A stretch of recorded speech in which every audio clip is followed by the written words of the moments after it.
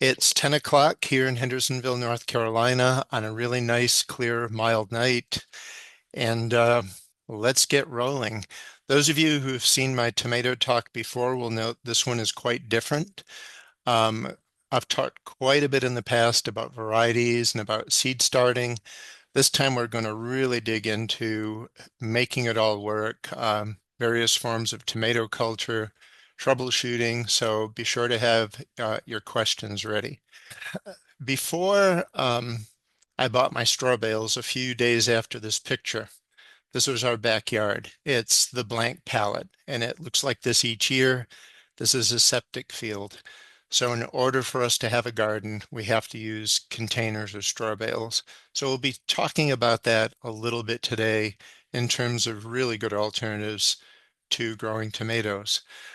This is what the backyard looked like on April 3rd, and I could tell my knee was feeling better because I got all of these 26 straw bales out of the truck and placed them, and now they've been put through their treatment. And sometimes in the next few days, I'm going to start thinking about planting. This is, of course, what the vegetable garden looks like at its peak. And this was from last year when the beans and the squash, the cucumbers, eggplant, peppers, of course, tomatoes, and for the first time ever, I succeeded in growing sweet corn in straw bales. If anybody has a question about that, please ask at the end, but it worked great. So we've had a few significant changes in our lives over the last year. The first one I told you a little bit about. My wife and I both got our knees replaced. This one is probably the biggest change of all, and this is Eli. He was born in December, a few days after Christmas in 2024, and my daughter and he live with us. So we get to take care of Eli from 7 in the morning when he and us wake up until our daughter comes home from work at 5 o'clock. And he is a joy, and he is work. So he is also part of the rehab of my knee. So let's get to gardening now that you've gotten all the perturbations in my life out of the way. How do we make this all happen? So this will be about tomatoes from seedlings to harvest. So we are going to talk a little bit about tomatoes in terms of categories, because for you to succeed with tomatoes, it's good to know what type, what category of tomato you're growing. In terms of, will you save seeds? Do you need to worry about isolation? So a hybrid, of course, is a tomato that is created by the manual cross of pollen from the dad onto the flowers of the female, and the fruit that form their seeds inside, and those end up in the packets. You can save seeds from a hybrid, but it will not breed true to what you planted. So for example, if you grow sun gold, saved seeds will not produce sun gold, but things that look like mom and dad and things in between. If you like to be a seed saver, heirlooms and open pollinators are the way to go, because they have been stabilized either through decades and decades of growing, sometimes centuries in the case of heirlooms, sometimes maybe only 30 or 40 years in the case of open pollinated. For example, all of our dwarf tomato project varieties start with a hybrid, and then they've been selected for a particular attribute, and they've been stabilized. So if you go to Victory Seed Company and you select from one of the number is now 169 dwarfs. By next year, there will probably be 180 different ones. We're just having fun, so we can't stop. But if you buy any of those dwarf varieties, you can be confident that you can save seeds and they will breed true. So that's one attribute. And this is about planting them in the garden. This one definitely is. You know what your seedlings are probably right now. You've started them from seed, or maybe you've purchased them. It's important to know if your varieties are indeterminate, determinate, or dwarf, because that will influence how you separate them, how you support them, what kind of a mechanism you may use to keep them vertical if you wish to. 95% of tomatoes are indeterminate. just about the vast majority of dwarf tomatoes are. Um, sorry, that was a mistake, of heirloom tomatoes are. So Cherokee Purple, Brandywine, Mortgage Lifter. Indeterminate tomatoes grow tall, they grow wide, they sucker everywhere. So when you're choosing a place in your garden for an indeterminate, think about how far you're going to plant them apart. If you want to plant them close or you need to plant them close, you have to think about a pruning strategy. And we'll get onto that in some future slides. Determinate and dwarf tomatoes are height controlled. They grow to about 3 or 4 feet. They stop growing vertically, so they're perfect for small, the 4-foot cone-shaped, sometimes I call them useless tomato cages. They're extremely useful for determinates or dwarfs. Sometimes means you can plant them a little bit closer. You may decide that the dwarf or determinate varieties grow better in containers that you can have around your yard. So this is an important question in terms of placement and support. So success in tomatoes ultimately is about understanding the dates of your particular climate and the weather that you're likely to get. So dates meaning what is your last frost date likely to be? Because once you're beyond that, that's when your tomatoes can go out.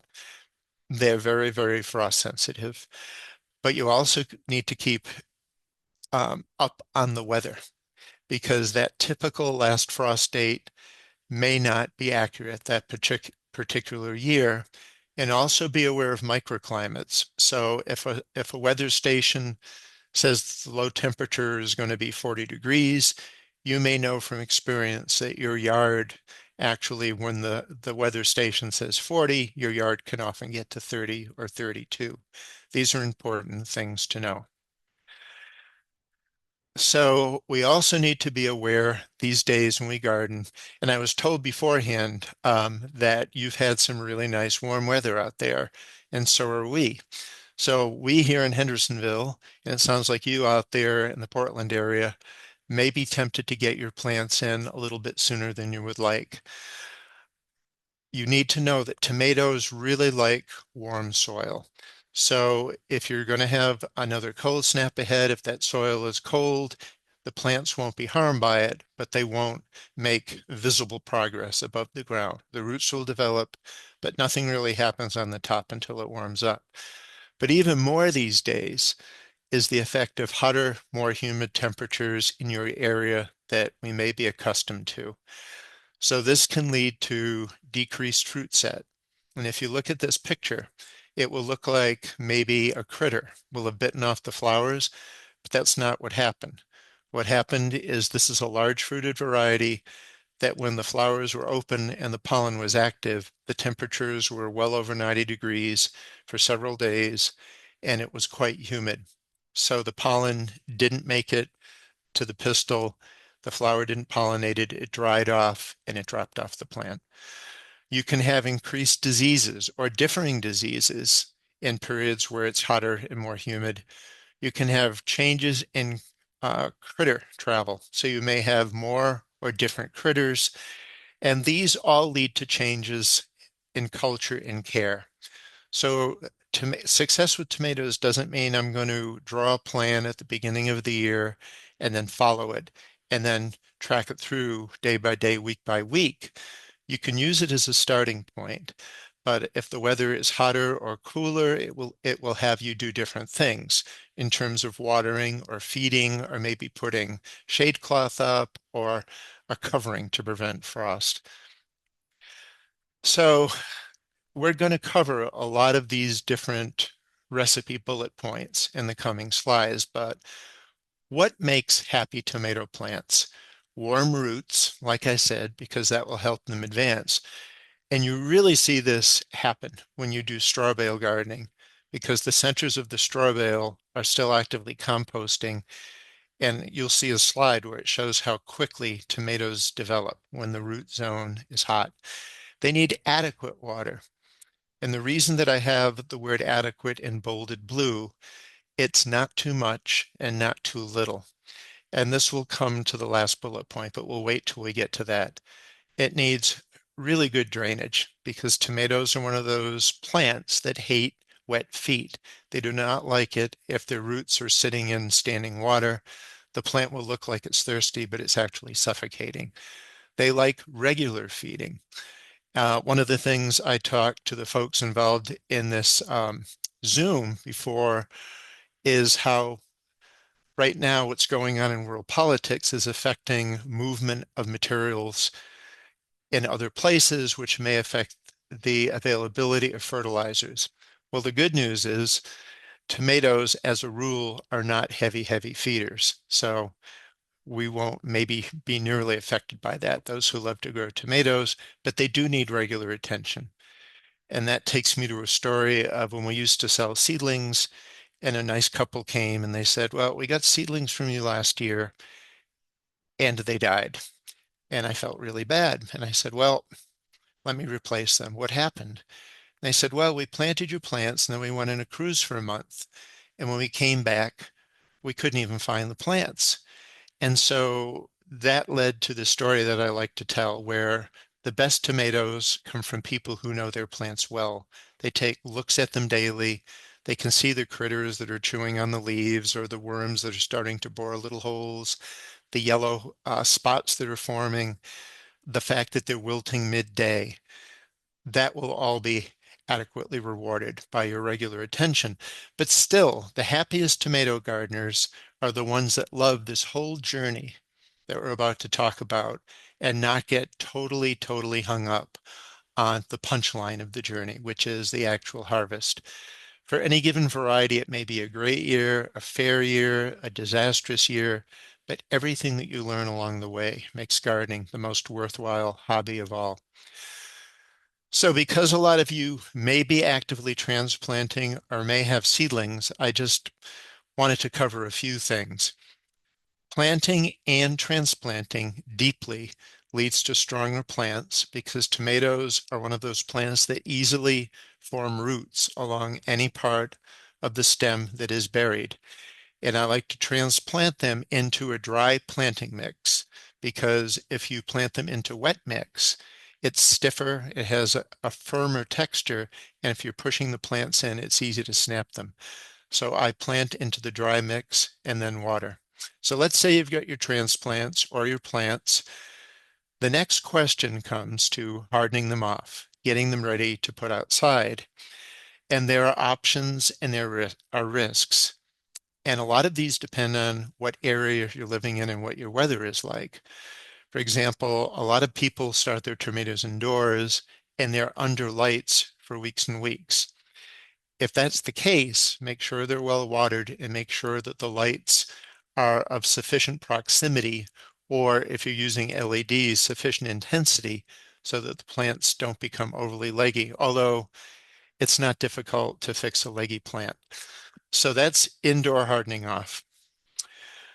This is a riskier procedure, but can have significant payoffs. And this is the way I do it now. This is the Russian roulette version where even really young seedlings like these are probably out of the ground a week or two. They don't have true leaves yet. But we have springs here now where we have pretty calm days that are in the 42, 45 to 50-degree range. And I have areas where the sun is coming through the pines in a filtered manner. And I will start out by giving the plants a couple of hours in these conditions, bring them in at night. The next day they'll be out 3 to 4 hours, make sure they're watered. But by the time a week is done, they're living outside. They're getting the full rays of the sun. And the only time they come indoors are when there is a frost grist. The other thing that I watch for is heavy wind conditions or especially wind-driven rain that can really beat the plants up. And at some point, if the plants are very tender, they won't make it through. The good thing about doing hardening off like this is anything you gain now, you don't have to regain once you've planted them in the garden. So there's another risk I'm going to talk about, but what I'm showing here is it's okay If the plants are up and growing, a lot of these are in individual pots. These are all types of seedlings here. You can pull them into the garage and they can live there just fine with no sun for 2 or 3 days if the weather is inclement. However, what you got to be careful of, so this is, I've been gardening for 40 years and we still make mistakes or we get careless or we get lazy. But we were going on this vacation, our daughter's here, and I looked at the long range forecast and there were no nights below 42 degrees. So we left all of the plants outside. And then we were in the Smokies and I looked at the weather app and I saw that it was down now in the mid 30s. And I know that in the yard I have some microclimate areas that are a little bit cooler. So called my daughter, said, how do the plants look? Oh, they look fine.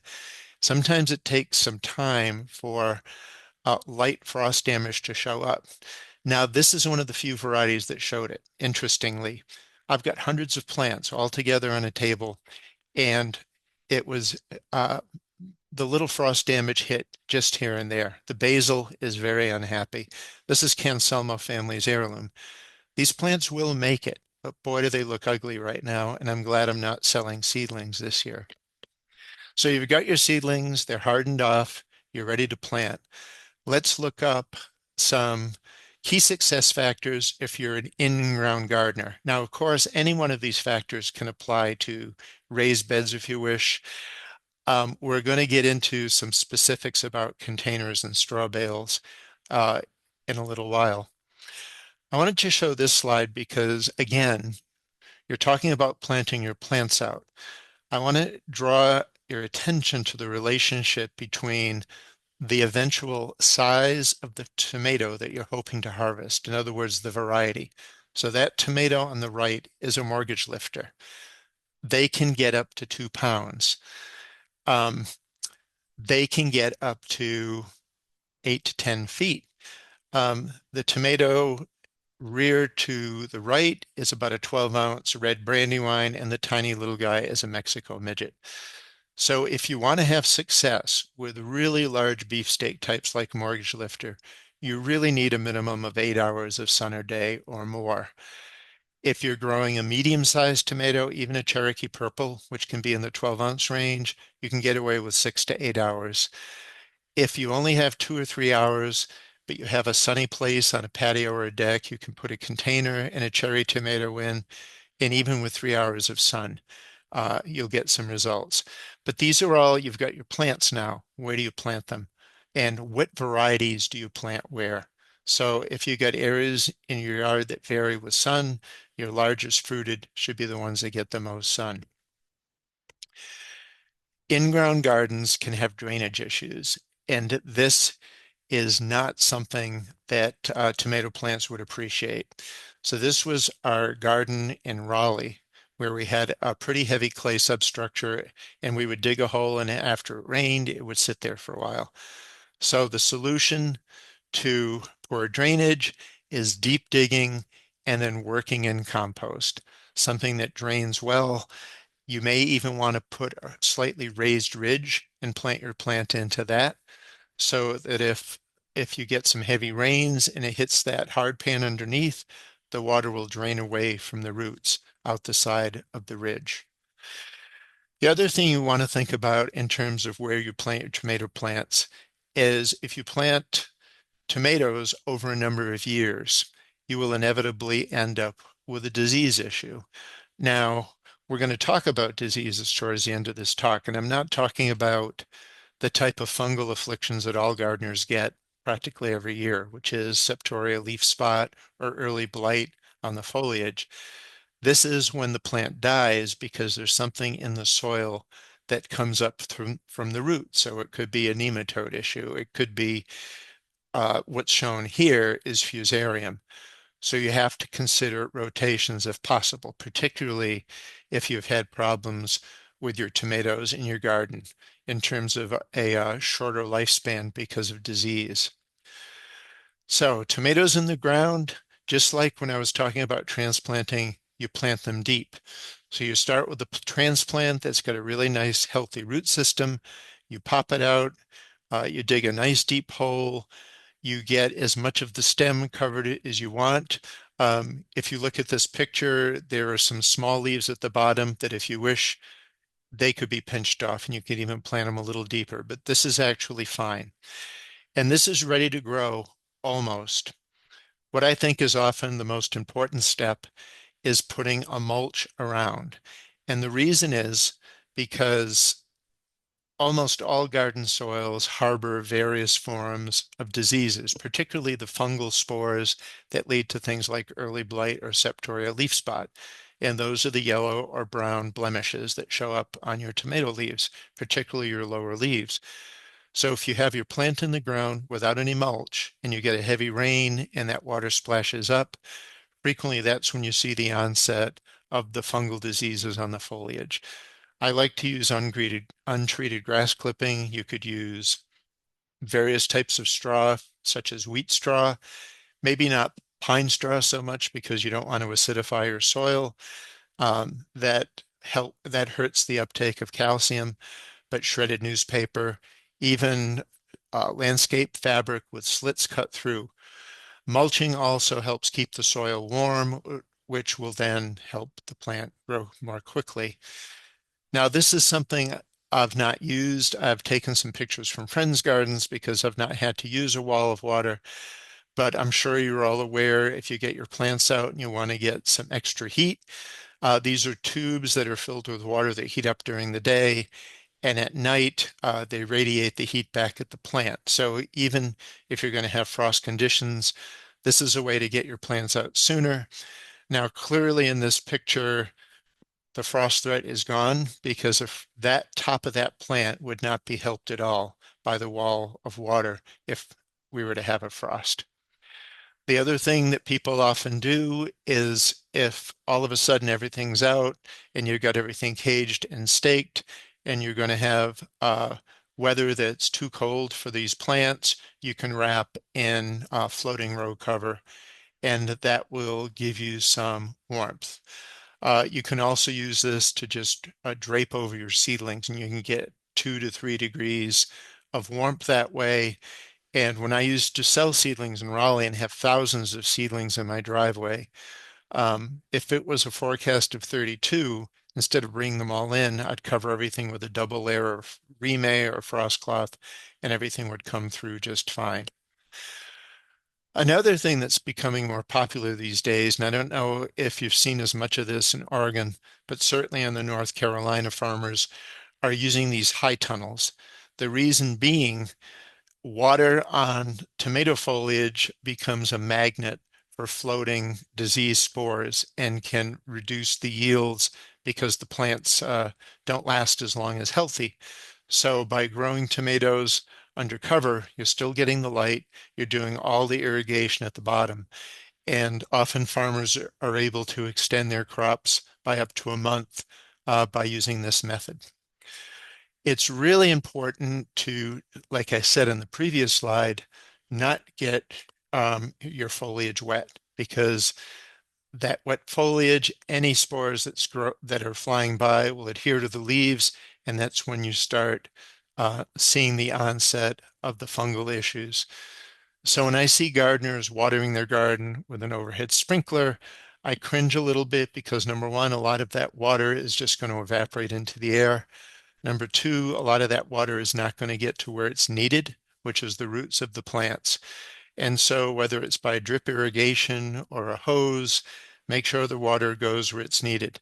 And this is whether you're in the ground, in a straw bale, or in a container. I don't feed my seedlings at all. The reason is when I'm selling seedlings, I want people to get plants that have no treatment of any sort because I don't know if they're going to be strictly organic or what their gardening philosophy will be.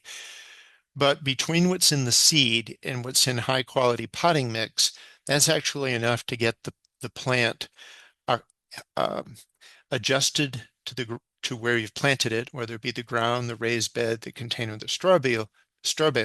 So I don't feed it for a few weeks after planting. Watering after that, I read the plant.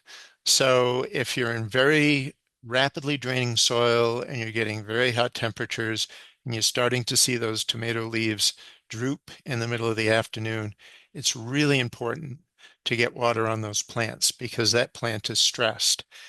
And as you'll see in one of my last slides when I talk about blossom end rot, if you want to experience blossom end rot with your tomatoes, let your plants get stressed in the heat.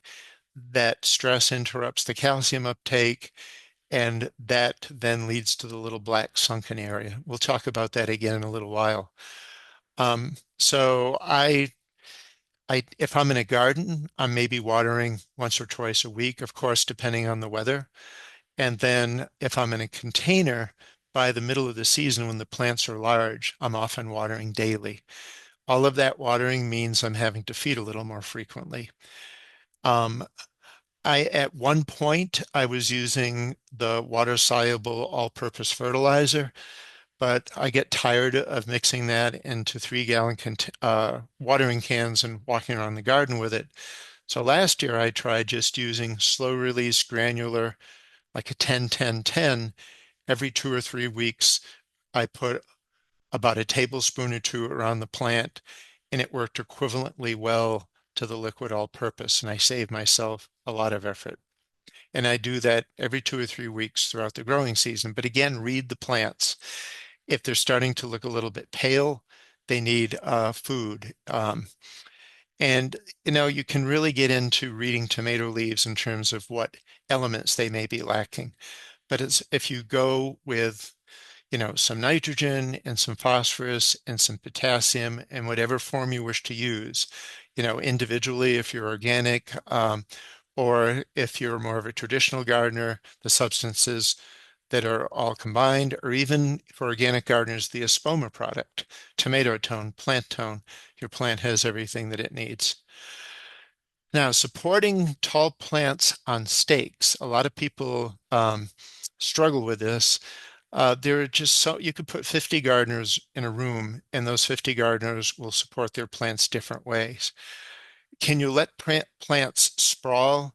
Well, you can, but you have to be aware that if the leaves are touching the dirt, there's a good chance you're going to be introducing diseases into the plants, as well as the ability of critters, slugs, rodents, rabbits, squirrels to get into the tomatoes. I have seen people successfully sprawl by laying down wheat straw, planting the tomatoes and just letting them go. It's kind of messy and it's pretty inefficient. So I'm a vertical grower for my indeterminates, and I have found just a big ball of twine that I get at one of the big box stores. I go through one a year, and I am tying all the time, every 6 to 12 inches up the plant. And you can tell this plant is pretty young still because I've got a guide stake. I'm using maybe a 2-foot thinner metal stake, where when the plants are mature, I'm using the 8-foot metal core plastic coated stakes or the 6-foot fiberglass. And they keep the plants up fine. Here's an example of that. In my garden in 2018 in Raleigh, I had a Ferris wheel where I think I counted 12 minimum 1.5-pound tomatoes. These are about 3 feet off the ground, and that plant is being kept vertical just fine by using twine and the 8-foot stakes that are hammered into the ground. So, and I use 2 stakes on the plant. The number of stakes you use really depends on your suckering philosophy. So we're going to talk about suckering, because suckering is the only time you want to think about pruning tomatoes.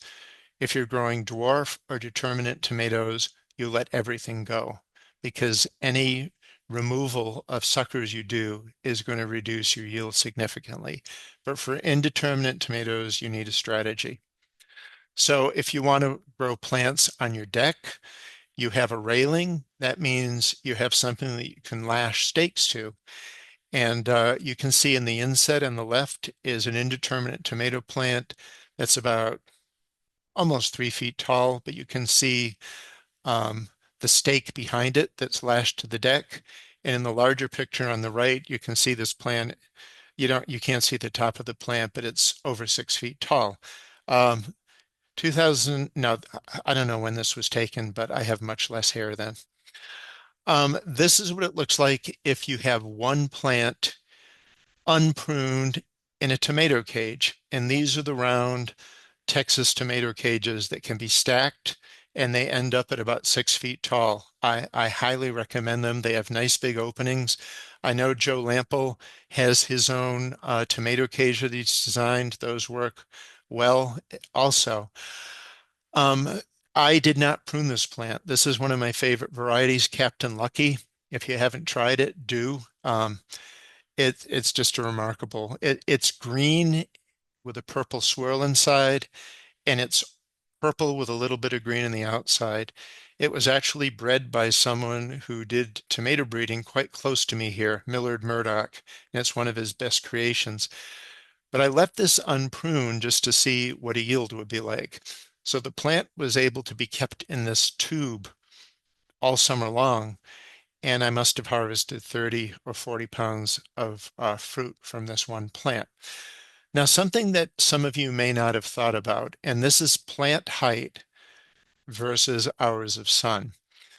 This may be a little bit contradictory, but it turns out that if your plants are getting sun from sunrise to sunset, they will be much shorter, variety per variety, than if they get 6 hours of sun.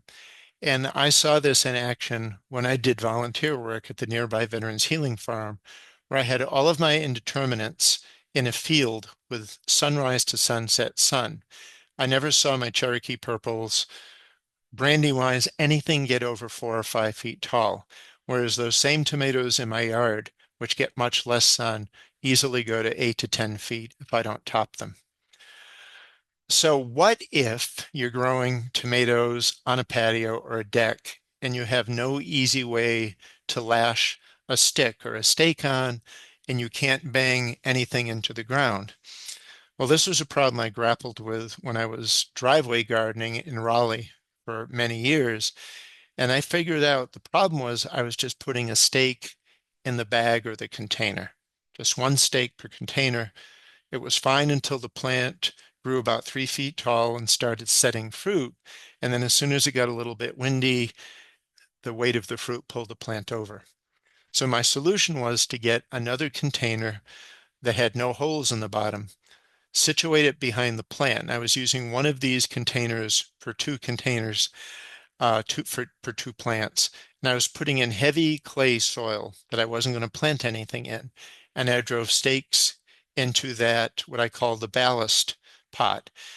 So each plant would have the stake that was in the pot with nothing growing in it, and the stake that was in the pot itself. And by tying each plant to those two stakes where the weight was divided, I could keep my driveway plants upright well into the end of the season. So this was really the solution to my problem that I had been looking for. So let's talk about a suckering strategy. And again, this pertains to your indeterminate tomatoes. At the intersection of every stem and every leaf branch coming out will be growth. You can let it go and it becomes another fruiting stem. But unless you cage, like I showed with that plant, if you're going to stake, I would select a certain number to leave and remove all the rest, because each sucker will also produce suckers and your plant will become like a Rubik's Cube. So the method I've been using lately is to let 3 suckers develop. So I have the central stem, 3 suckers. By the time I get to about 3 or 4 feet off the ground, I have 4 fruiting branches on each of my indeterminate tomatoes. And I have to really look and sucker them every day or every other day. But that's a pretty good compromise. And that gives me 20 to 30 pounds per tomato plant on the average, some more. The other thing is about topping. When you're staking a plant, if your maximum stake is, say, 6 or 7 feet, and your plant gets to the top of that, you're tying it up as you're going along, it's just perfectly fine to just top it. Get out your pruners, top it away. That eliminates the plant going up, over, back down to the ground again.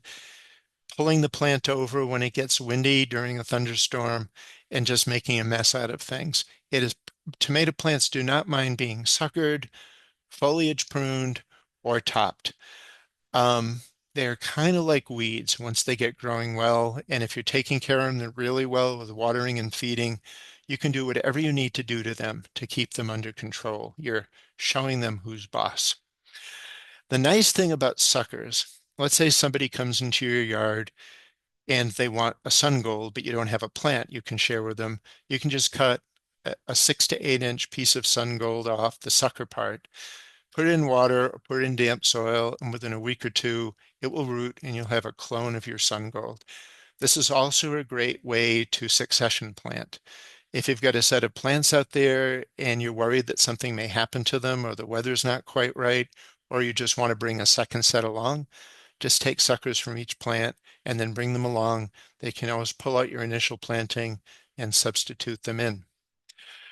As far as containers, this and straw bales allow you to move your garden to where the sun shines best in your yard. So containers and straw bales are a way of flexibility and a way for gardeners who didn't think they could have a garden to have a garden. And you can use anything for containers. The black plastic ones on the left, I get them from Peaceful Valley Organic in Albany, Oregon. Their website is groworganic.com. They're less than $1 each if you buy them in a box of 40. And I've had some of those now for 15 years. I don't like to put a lot of plastic into recycle, but if you can keep a grow bag for 15 years, that's a pretty good deal when they're less than $1 each. You can use real terracotta, but they're costly, and you've got to remember that water will be drawn through, so you have to water your plants more frequently. All of these tomatoes were grown. That was one harvest in 2023 from either containers or straw bales. So if you feel like when I say you can have a garden by moving your garden to the sun in containers and straw bales, if you feel like that may limit you, get that thought out of your head. Because look at that. These are all 1 pound beefsteaks grown in containers or straw bales. You have the self-watering containers, which are a little bit maintenance free, where you at the bottom of this, you have a well that you fill with water.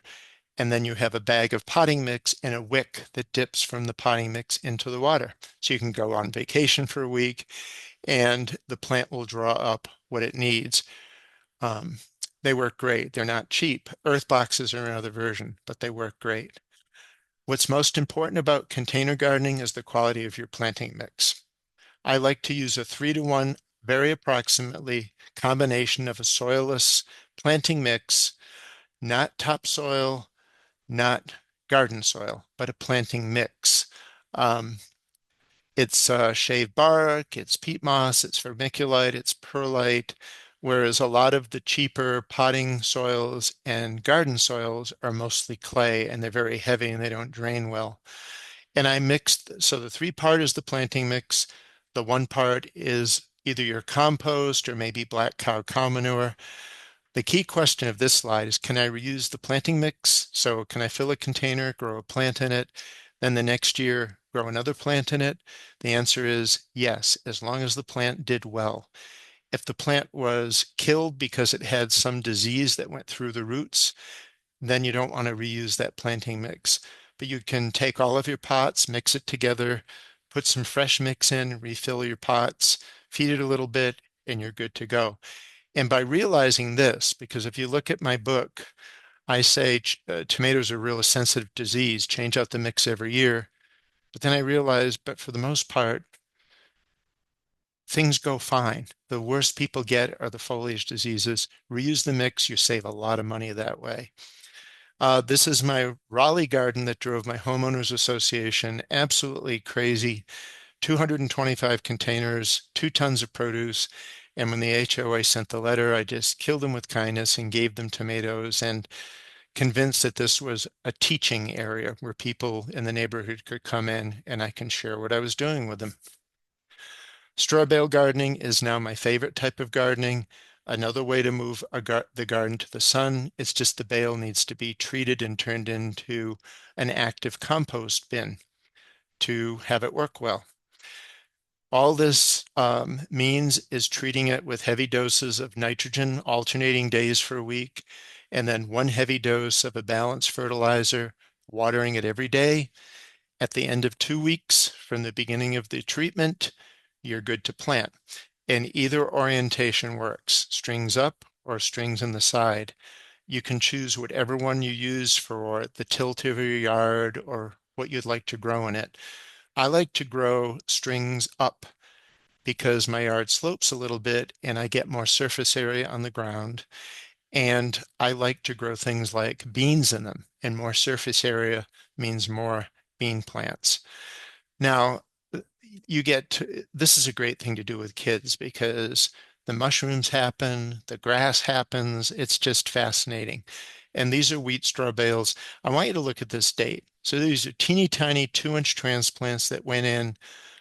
This was from a few years ago, May 8th, 2 weeks later.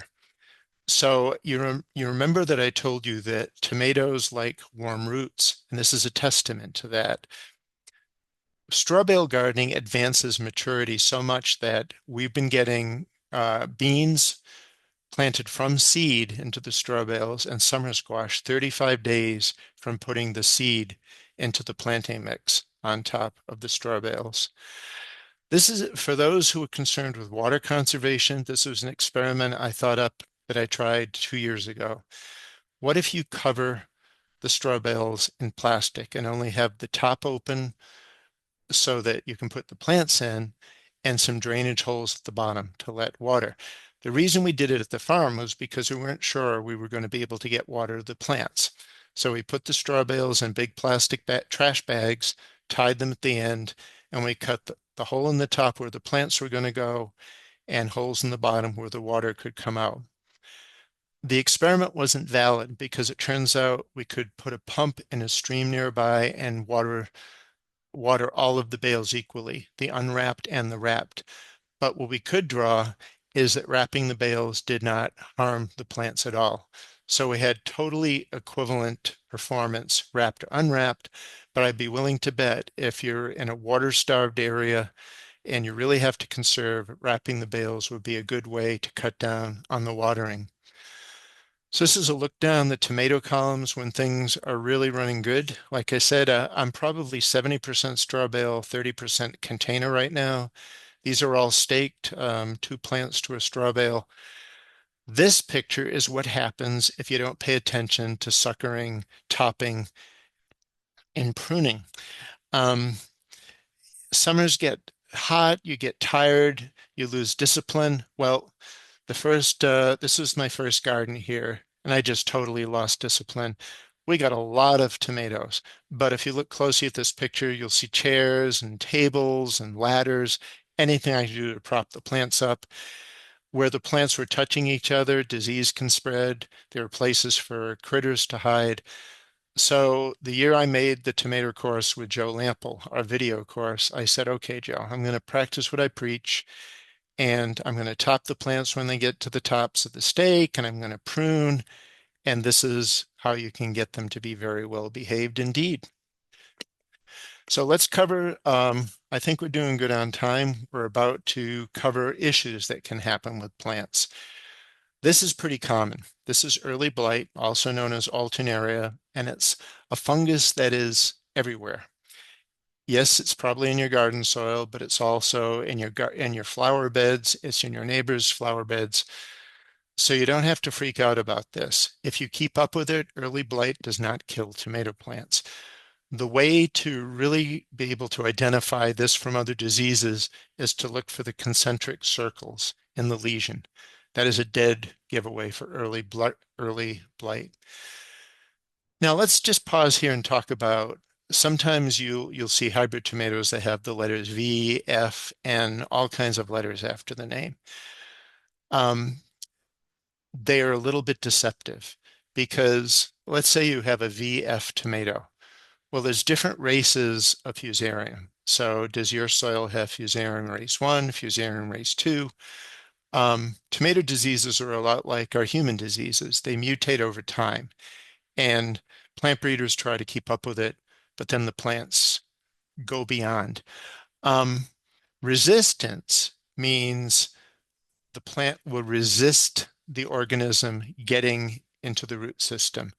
Tolerance means the disease gets into the root system, but the plant tolerates it being there. A lot of times in seed catalogs, it doesn't show what those mean. What they don't tell you is that, let's say you buy a hybrid with a VF after it, and you have a lot of verticillium and a lot of fusarium in your soil. That hybrid will give you maybe 2 weeks extra time off an heirloom that does not have the VF after it. So don't be afraid of growing non-hybrids, because hybrids don't guarantee success. They just buy you a little more time. But really, it's all about what's in your soil and understanding what diseases you're grappling with. But things like early blight and septoria leaf spot, it's not even worth looking for plants that are resistant to those, because how you deal with them is just removing the foliage once it appears, spacing your plants adequately, keeping the foliage dry, lots of air circulation. Now, late blight is a term that strikes fear into the hearts of gardeners, because whereas plants they'll survive an early blight if you remove the leaves, late blight will take down a plant, but you can very easily see the difference in the appearance of the lesions between early blight and late blight. So if your plants are getting early blight, leave the plants, just remove the leaves. If they're getting late blight, you've got a problem. I would contact the extension agent, um, maybe an ag school near where you are, and let them know that you have a late blight problem in your area and the plants have to go.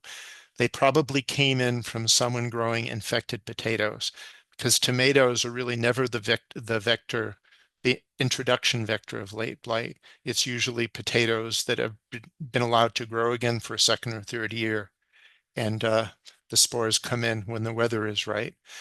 This is something we also all see, and it's also just as ubiquitous as early blight, spread by the wind and the little fungus blowing around the same way, septoria leaf spot. Now, whereas early blight is easy to manage because it doesn't spread as fast, if you start getting septoria and leave the leaves on the plant, it can spread like wildfire. So it's really important to get the infected leaves off the plant. I don't spray with anything. I just use daily plant visualization to see what's going on and just removing the problem areas. You do have a problem. I showed this when I was talking about rotation early on. Fusarium wilt is when you have a plant suddenly wilt. No apparent reason. It's well watered, but then the next day it starts turning yellow. That means you have fusarium spores in the ground where that plant is that are going up into the plant, and they're shutting the water transportation system off in the plant. So it's good to mark that area in the garden, because you want to be careful about planting other tomato plants there for 3 to 5 years. However, you could, if it's a great area, cover it with landscaping fabric and plant in a container or a straw bale, and you'll be fine. Let's talk about some critters. This is a real pain. So if everything's going well in the garden and you start seeing some of your fruit to prematurely ripen, and then you find out it's because there are holes in the fruit. And this is the same type of worm that shows up in the tips of your sweet corn, the corn earworm, tomato fruit worm, very closely related, if not the same. You can find them when they're teeny tiny on the plant, when you can crush them. You definitely want to pick them off when they're larger and you see them. Another telltale sign is you start seeing eaten parts of your tomato leaves. Not big whacking pieces of it like when the hornworm gets at it, but just little chews here and there. A lot of times you flip the leaf over and you find the baby tomato fruit worm. But Bacillus thuringiensis, or BT, um, or spinosad sprays, they're both organic. And what they do is the worm ingests it and it paralyzes its digestive system. Now, be really careful, even with these organic sprays, that you're not spraying when there's beneficials around. But that's the way to take care of these. Same treatment as with the fruit worm with getting rid of the hornworms, although they're more fun to find and hand pick. They're so large and they're so destructive. If you see them with the white ricey grains on them, it means there's a parasitic wasp that's laid eggs. And the coat of this worm that's turned into pupa, when they hatch, they'll go into the worm and eat it from the inside out. And lots of other little wasps will fly around and lay eggs in all the other hornworms it finds. If they don't have the white pupa on them, definitely get rid of them. Your birds would love them. If you can't find them, if your plant is experiencing a lot of damage, but you can't find that stupid hornworm, go out at night with a UV flashlight. Your neighbors may think you're weird, but you'll find your hornworm because the leaves will glow purple, but the hornworms will glow bright green. These aren't diseases, but physiological conditions due to the weather or how you're managing your plant. Blossom end rot typically comes on and after a period of high heat when you're not getting enough water to your plant to prevent stress. It happens often in the first cluster of fruit because the plant is going to be stressed anyway. It's doing so much. It's growing, it's putting out leaves, it's flowering, it's developing fruit. It's almost impossible to prevent stress in a plant 100% of the time. Same thing happens with determinate paste varieties like Roma, where you often see a lot of blossom end rot there because the plant is just trying to produce so much fruit for the height of the plant. But if you keep your plant well watered, um, use drip irrigation, use soaker hose, or just get out there and keep it from being stressed, you'll be able to almost completely eliminate it. Cracking happens when it's the dry for the vine ripened tomato. And so you're leaving the tomato on the vine, you get a rain or you water, and the center swells, and the skin cells can't divide fast enough, so you get the crack. So what you do is you pick them at about half ripe. They call it the breaker stage. The bottom is colored, the top is still green. Leave them on your shelf for maybe 2 to 3 days out of the sun, just in your kitchen counter. Within 2 or 3 days, they fully color up. If you were to taste them, they are indistinguishable in flavor from vine ripened, but they have even more shelf life. If you let your tomato ripen on the vine, you're going to have to eat it pretty quick. So it's really good. And the other thing is critters, squirrels, birds, they're often going after tomatoes because they're thirsty. So if you get them off the vine half ripe, they're not as attracted to them. They can't smell them because you don't have that full ripe tomato smelling up the garden. Get them in at half ripe. This was what happens the year that I didn't follow the breaker stage rule, and I ended up with lots of radial cracking. Seed saving, pretty simple. I'm a fermenter. You just take fruit in an edible ripe condition, slice it, squeeze the contents into a cup, let them sit out of the sun, but in a warm place for maybe 2 to 3 days. I cover with a piece of paper toweling because flies will be very interested in this when it starts to smell bad. The fermentation takes place, which dissolves the gel around each seed. After 2 or 3 days, once you see a little bit of that mold forming, get them in the house, fill the cup with water, stir it really well. All of the good seeds sink to the bottom. You can then decant off all of the goop that you don't want, that smells really bad, the tomato pulp and the immature seeds. Do that a few times. You end up with clear liquid with your seeds at the bottom. I like to spread them on a paper plate. They dry in about a week. And well, you see, you put the cup through the sieve, scrape them onto the plate, and then you can store them. Make sure they're good and dry before you store them because moisture is the enemy of tomato seed. The other thing is if you over ferment, by a couple of days, you could end up with little tomato plants in your cup instead of seeds, and they won't germinate. You pretty much killed the seed. So don't let it, it's better to not go quite long enough than it is to go too long.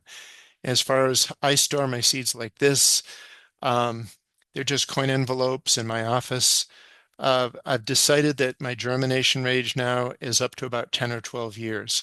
If I needed longer, I could put them in the refrigerator or the freezer um, in containers like this where you're keeping the air out because, like I said, moisture is the enemy. Last brief topic, myth busting, tomato acidity. I've talked about this in the past. There was a lot of fear. I've read through different books through the years that you can only grow type A or type B, or you can't can pink tomatoes, or you go to a farmer's market, low acid pink, low acid yellow.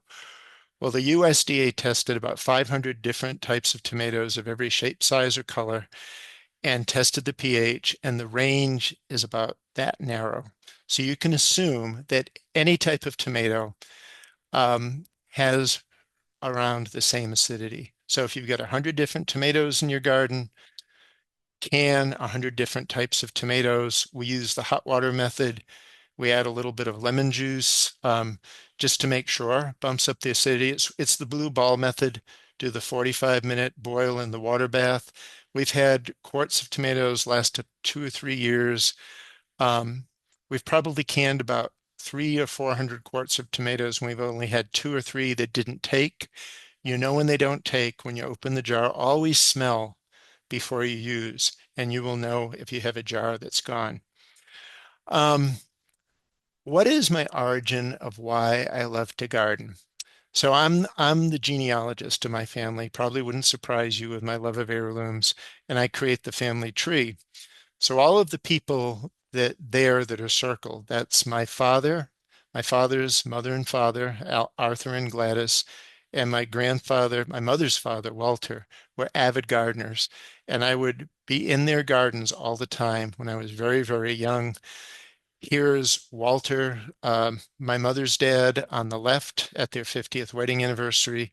His garden was just spectacular. There's my dad when I was probably 1 or 2, and he would take me to the parks.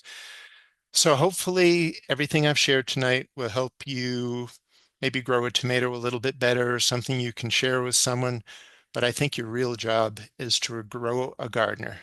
I'm sure with what you do with your Master Gardeners organization, you do a lot of this. I think gardeners are going to have to save the world. So grow lots and lots of gardeners. These are still my only 2 books, but the third one is finally in progress, and it will be on the dwarf tomato breeding project. The top is my website, and my blog is more active now. There's an FAQ, speaking engagements, which I'm not as up to date on as I should be, my projects, my email, and those of you who have emailed me in the past know that I answer all the emails. My Instagram at NC Tomato Man, and some of you may tune in on my Friday afternoons at 4 o'clock and watch me out there in the garden. It's always 45 minutes. I do a show and tell, and I take lots of questions. That's the link to the online tomato course that Joe Lample asked me to collaborate with him on. It's a great course. Joe and I still work together with this Growing Epic Tomatoes group, and we're just about to schedule some 2 a month Q&A sessions with people that have taken the course. And there's the Dwarf Tomato Project book underway. And I'm going to just end on this slide, which is my current list. This changes a little bit all the time.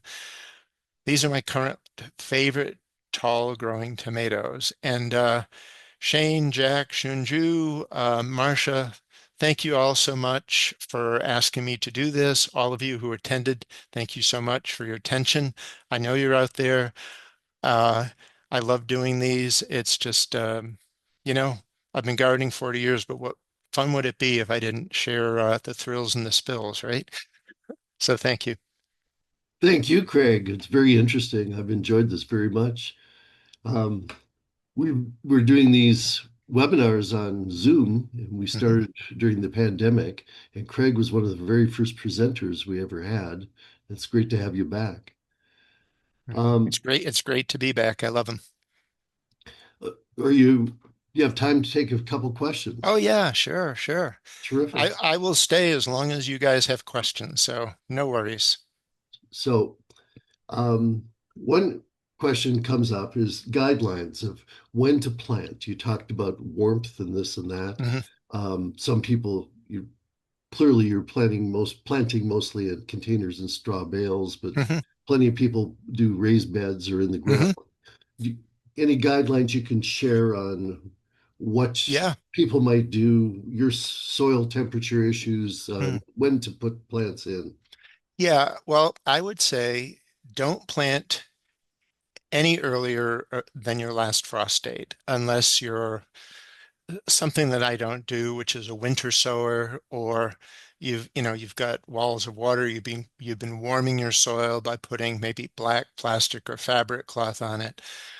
Um, it's an interesting question because a lot of it depends on the tomatoes that you choose and the days to maturity and the duration of your growing season. Mhm. So if you've got some real long season tomatoes that you want to try, the latest tomato that I've ever grown is probably Lillian's yellow tomato, which is 85 days in my climate. Um, so that one you may want to give a head start to. I would just use that frost date. And once you're past that frost date, you're okay to go into the ground. Just be ready to cover if you're going to get a frost. So I would look out as far as you can. How reliable in your area does that tend to be, your last frost date? Are your surprises decreasing over the years because it's getting so much warmer, I wonder? Or It seems like it's moving ahead, yeah, but yeah. yeah. So you're Well, not out there with a soil thermometer checking. no, no, No. I use just I it's an interesting thing. I collaborate a lot with Joe Lample, and he likes gadgets and things and all kinds of equipment. I probably garden like my dad and my grandfather. I do a lot of observation. I do a lot of journaling. Um, I don't want, going to use this term common sense. That I'm not using it to indicate anybody does not have common sense. What I mean is I reason out. I try to be a thinking gardener each day. What does that weather look like? Has the sun been shining on that ground? Is that soil likely to be warmer over here? Should I help it warm up? If I put my plants in now and I'm looking ahead in the weather, what are my risks and am I willing to accept those risks rather than do measurements of things like pH and maybe after 40 years, you get a kind of a touch and feel about things. I'm not sure because I still make mistakes. I Of still had course. frostbitten seedlings when I came home, which I was happy to see, if this makes sense. It's all part of that. I would never, I don't call myself a garden expert. I don't like to use the term garden expert. I like to use the term experienced gardeners because they've been doing it for a while and they've seen a lot. But none of us ever get to where we will have the perfect garden every year. It's impossible.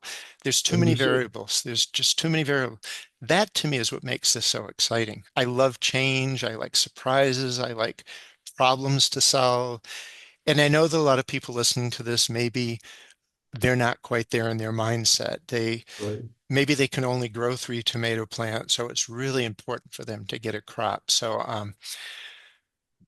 but I think reading your plants, reading your soil, reading your weather, talking to your friends and neighbors who are gardeners to try to get a feel, using you folks there, the extension agents, the master gardeners who they're all resources. And this is why gardening builds communities because you get to talk to a lot of people and you get to make a lot of friends and compare notes, and we all learn things from everyone. So, long answer to a very short but excellent question. So I usually plant out on May 1st. Here we are, it's mid-April, and I probably could plant out, but I can't because my seedlings are too small because I started everything towards a May 1st plant out date.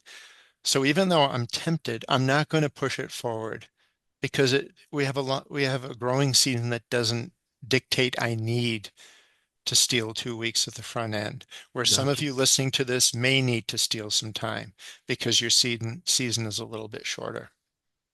Hope Very that good. helps a little bit. All right. We tell a lot of people in here in the Western Oregon, Willamette Valley, to wait till soil Mhm. temperatures are 60 degrees or more. Mhm. That's an interesting perspective that you have.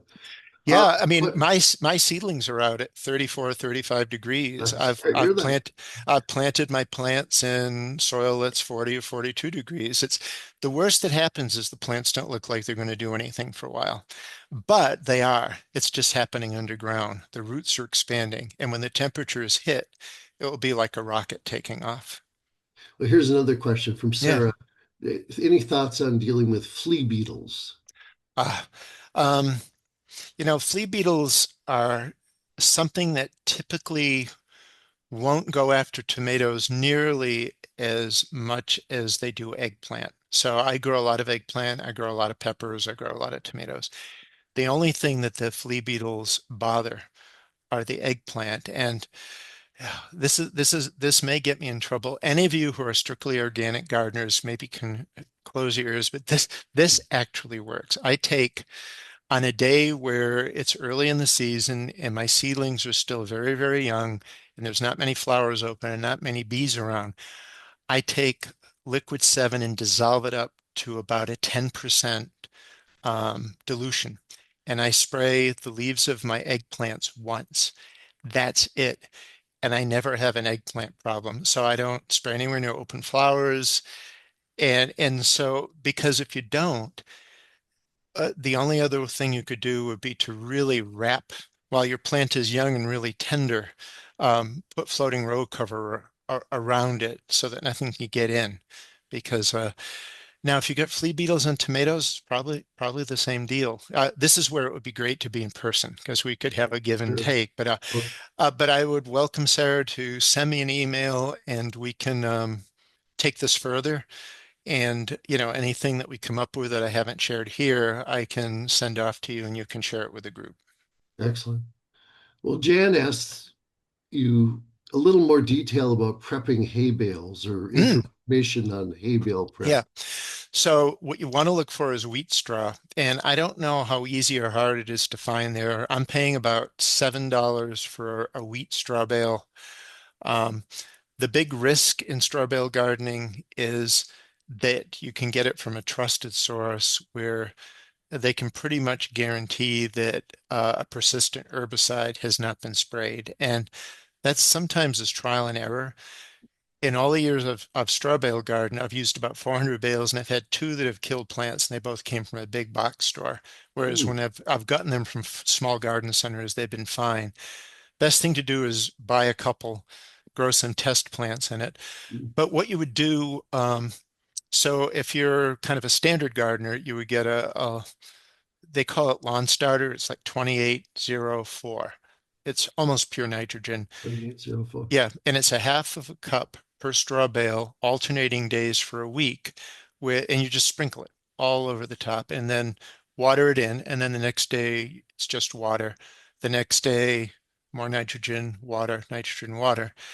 And then the next day you take a cup of a balance. So like 10, 10, 10, sprinkle it, and then just water for the next 4 or 5 days.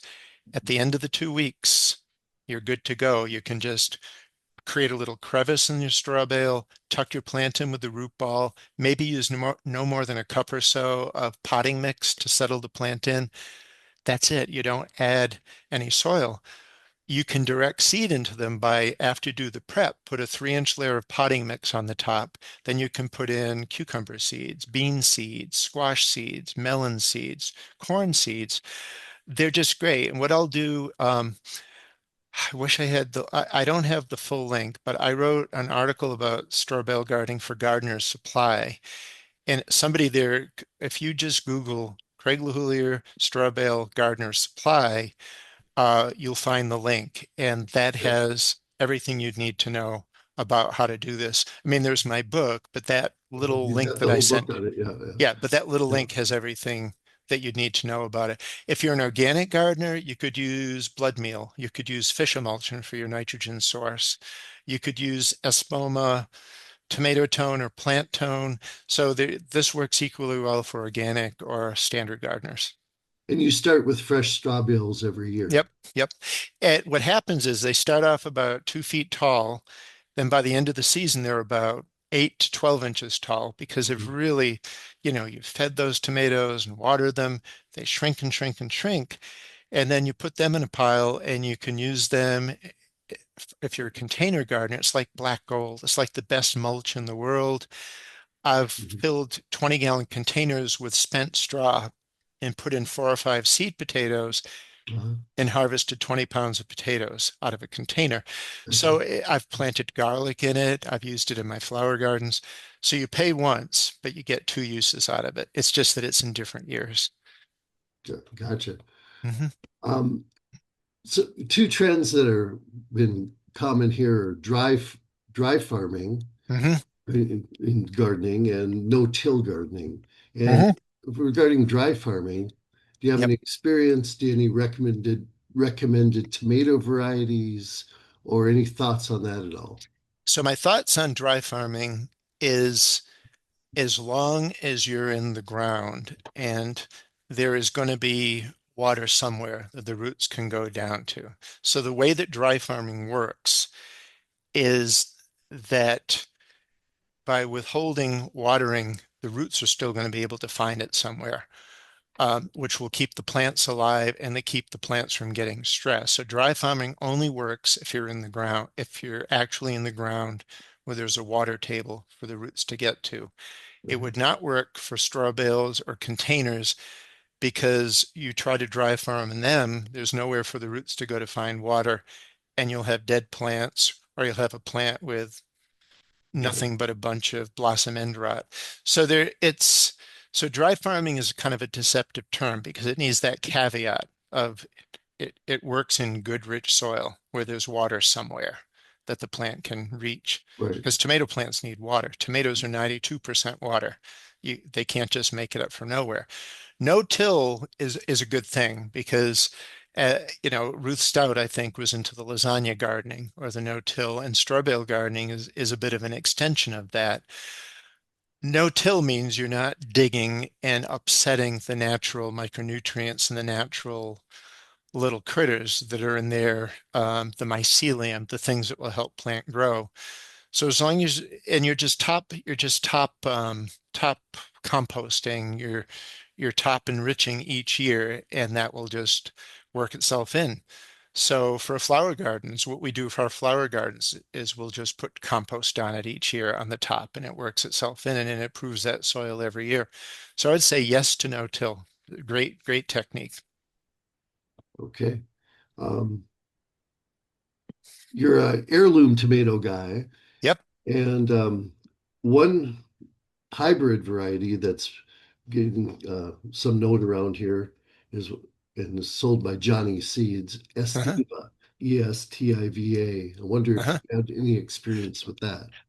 I don't. I'd be interested. One of the things I've noticed is that the price of hybrid seeds has become fairly unbelievable. And I know why it is. I think it's because a lot of work, typically with hybrids, a lot of genes are being bred in for different disease resistance. Right. Um, I was looking at Johnny's a year ago and saw some tomatoes that were in the $40 or $50 for a packet of 10 seeds. So my view is heirlooms provide everything that I want or need. And I haven't had to go to hybrids because they don't provide, the only hybrid I grow is sun gold because there's just simply no other tomato that tastes like it. I'd like to know, I get the Johnny's catalog and I flip quickly through the hybrids sometimes. When I see the prices, my eyes glaze. But I'd be interested to know what is the attribute? Is it color? Is it yield? Is it disease resistant? So again, the person who mentioned that, I'd love them to send me an email and we can have a little chat about that. Johnny's is a great company. I mean, they're one of the best. Yeah. Heat tolerance and dry farm adequacy were two of the aspects Interesting. of that Yeah, I'd variety. like to research that a little bit. Thanks Yeah, for bringing that up. Like I said, I learned just as much from people who watch me as sure. people learn from me, hopefully more. Well, here's an interesting question.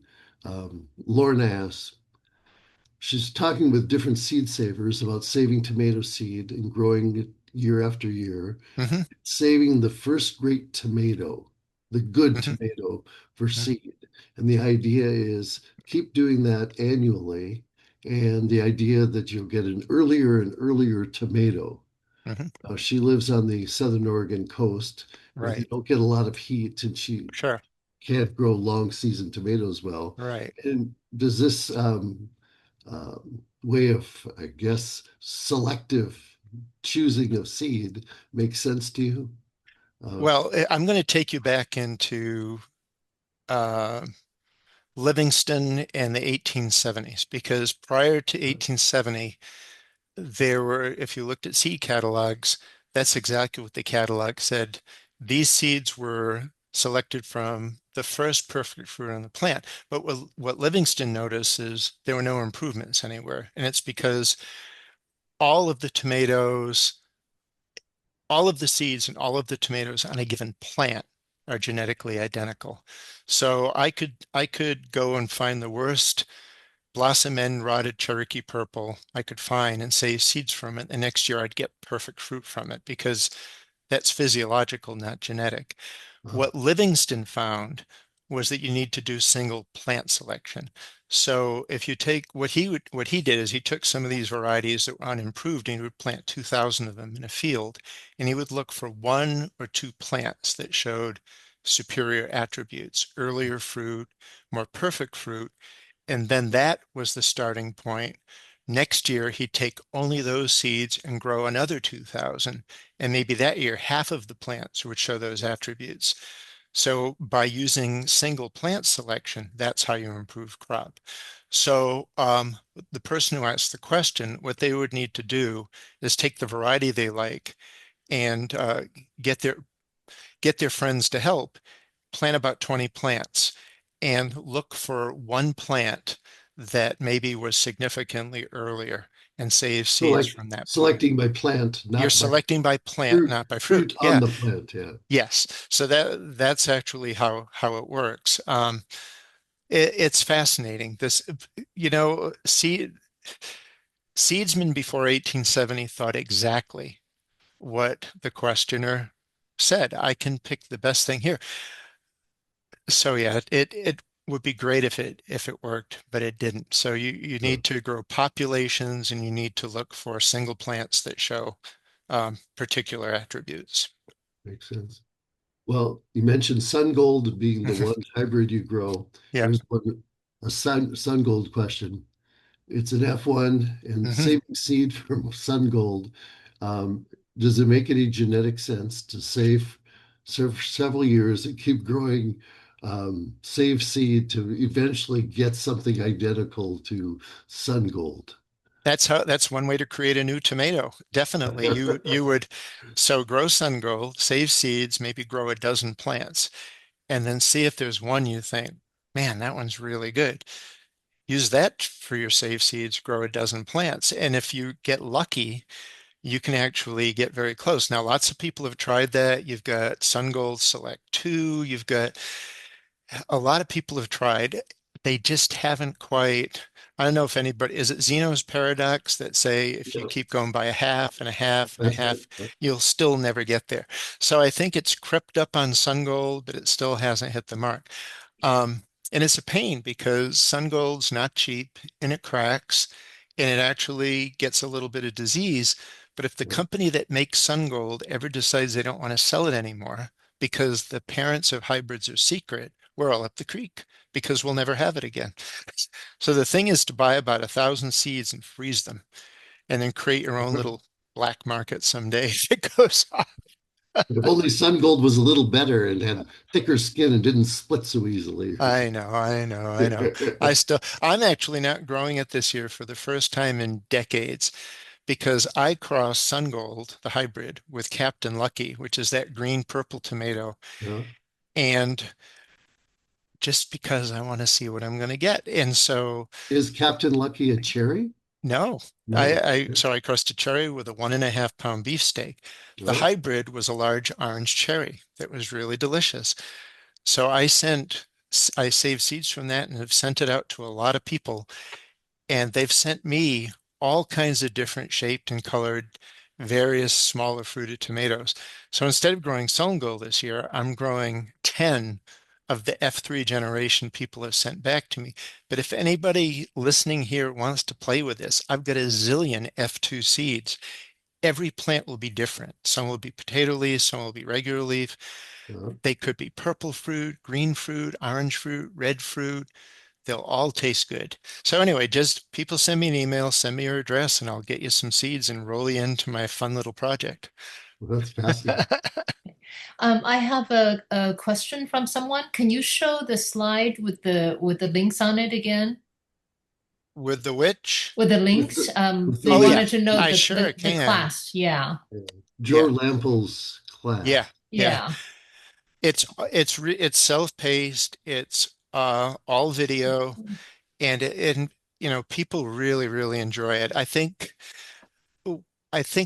the reason I th it must have several hundred students, maybe up to 1,000 students.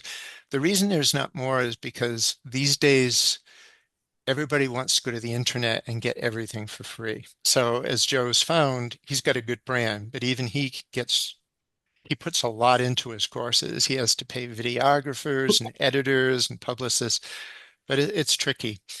I've taken a different route. I just pretty much give everything away that I can. Well, Just I've heard you on his podcast several times. You're a yeah. you're a popular guest with him. We have a lot of fun. And I think it's because we have many ways we're alike and many ways we're different. And I think we've learned a lot from each other, and it's just a really good friendship. Uh, a question for you. Container size. You were Hmm. mentioning the grow bags Ah, you buy, yeah. but you didn't mention what size. Well, I'm glad you asked. So if you want to grow a really productive pepper of any type, eggplant of any type, dwarf tomato of any type, and determinate tomato of any type, 5 gallon is perfectly adequate. Um, while I'm talking about this, and if anybody's ever wanted to grow those big sweet bell peppers and they put them in their garden and they get 2 or 3 peppers and they're delighted, try growing them in black plastic grow bags. You will get 20 or 30 peppers. Peppers, even more than tomatoes, like their roots baked. And the secret to high yielding pepper plants is to grow them in containers above the ground where the sun beats on the root zone. So 5 gallon, any type of pepper, bell, hot, um, the super hots, whatever, um, dwarf and determinate tomatoes, 10 gallon minimum for indeterminates. Um, in any case, the bigger the container, the more potential yield you're going to get. But you can put a Cherokee Purple or a Sun Gold or a Captain Lucky or a Brandywine or a Mortgage Lifter in a 10-gallon container, and you'll get 20, 25 pounds of fruit per plant. You got to keep up with watering, you got to keep up with feeding. I Yeah. often grow indeterminates in 5 gallons just for my test grow. I'm not growing for yield. All I want is some fruit to taste, see what it looks like, save seed from it. And I've actually gotten 15 pounds of fruit off an indeterminate in a 5 gallon grow bag. So you never know. But they need attention. The smaller the bag, the less soil, the more attention the plant's going to need for water and feeding. Regarding soil, for Hmm. things, you reuse your soil. Do Hmm. you do you do mixing 50% fresh soil That or would that not? would be a good guideline. 50-50 would be a good guideline. And then you may want to put a little slow release in after a week or two, just because so much has probably been washed out of it the previous year. But yeah, 50-50 would be absolutely fine. When you think about it, if you grow a plant in a container and you're watering it and you're feeding it, by the end of the year, Yeah. it's compressed and you've only got about half of it left anyway. So if you were to top it up again, it would take another half again. And a lot of time all you have left is a root ball. So a lot of times it's what you're growing, how much soil you can get out depending on, the type of plant you're growing. I'm sure people who have been container gardeners have found that sometimes at the end of the season, it's hard to get the plant to even absorb water because all it is like a big block of roots with embedded planting mix. So, but yeah, 50-50 will refresh it just fine. Last questions if you're still up. Up. Um, Pruning and trellising. Yep. You described prune to a four stem Yep. approach, it sounded like. Yep. And there's people who are doing the two stem approach, Yep. and this and Yep. that. Thoughts on that?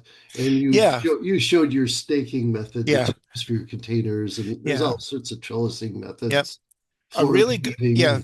weaving. The Florida weave is if you're in a permanent garden location where you can drive, you're in rows and you can drive really strong stakes at the end of each row, maybe metal driven into the ground. A really good way to support tomatoes is just to string, almost like a chain, something really strong across the top. So maybe you're 6 to 7 feet off the ground, and then you could just run twine every 2 feet where you put your plants and then just start winding your plants around it. Or you could create kind of a string trellis between those two end rows, but that's kind of your Florida weave, whereas instead of tying, you're just kind of weaving your plants up string. But again, you put 100 gardeners in a room and they're going to come up with 100 clever ways to support their tomatoes.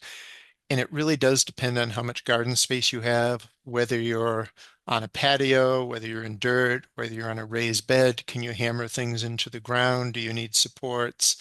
Um, and when I give these talks, what I like to tell people, and I should have said at the beginning, I'm sharing you what some of the favorite things that I do. But if Sure. what you're doing works, I would never say stop doing what you're doing and do what I'm doing, because that's the beauty of gardening, is that there are probably 30 or 40 good ways to do any given garden task. And we each tend to stick with those that have worked for us. So you've gotten all to see some of the things that I do. Amen. Have you experimented with other pruning strategies besides the 4 liter method? I've done the cage with no pruning. Uh, It's it's if you get the right size, the right cage, it works great, and yields are enormous. A straw bale is the equivalent of two 20-gallon containers. So I tried 2 years ago one indeterminate per straw bale. I went back last year to two indeterminates for straw bale because I didn't see an appreciable increase in yield and performance. And I think it's because once you get around 20-gallon size capacity for the roots to be in, anything beyond that is gravy. So for efficiency, I mean, and here's another thing about this pruning. Your central leader is going to flower. The main stem is going to flower every few inches up. I had an assumption that every sucker would also flower that same amount of inches up. But what I learned last year is the sucker doesn't start flowering until it's a little further from the base, and the flower clusters are a little further apart. So the yield of one stem versus two stem isn't necessarily double potential yield of one stem. It's more like 1.5. uh, The other thing for those people who grow heirlooms, they indeterminate heirlooms perform this thing when they get about 3 feet off the ground. They don't just simply sucker. The central stem sometimes splits into four, and all of a sudden you've got four new main stems with suckers coming off them. So that I think that's just a characteristic of a lot of the older varieties. Cherokee Purple does that. Mortgage Lifter does it. If you want to chop one of those big fellows, you can, but it's hard. It's hard. It's hard to chop a it's main hard. stem that you know is going to flower and produce fruit. So it, my last word on this is, let's say you're growing 10 indeterminate tomato plants. Try 10 slightly different staking, tying, and pruning methods, and then just keep good records. And maybe there will be a clear winner that, wow, by doing it this way, my yield was significantly better than all of these other ways, or this way just gave me more disease. So I'm going to go with these other ways.